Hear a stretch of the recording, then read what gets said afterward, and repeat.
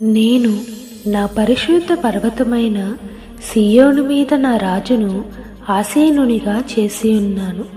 కట్టడను నేను వివరించెదను.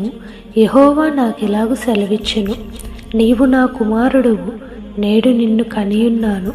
నన్ను అడుగుము, జనములను నీకు స్వాస్యముగాను భూమిని దిగంతముల వరకు సొత్తుగాను ఇచ్చెదను. ఇనుపదండముతో నీవు వారిని నలుగగొట్టెదవు, కుండను పగలగొట్టినట్టు వారిని ముక్క చెక్కలుగా పగలగొట్టెదవు. కాబట్టి రాజులారా వివేకులై యుండుడి, భూపతులారా బోధనొందుడి. భయభక్తులు కలిగి యెహోవాను సేవించుడి, గడగడా వణుకుచు సంతోషించుడి.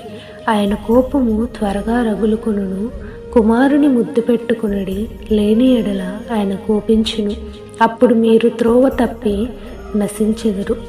ఆయనను ఆశ్రయించు వారందరూ ధన్యులు.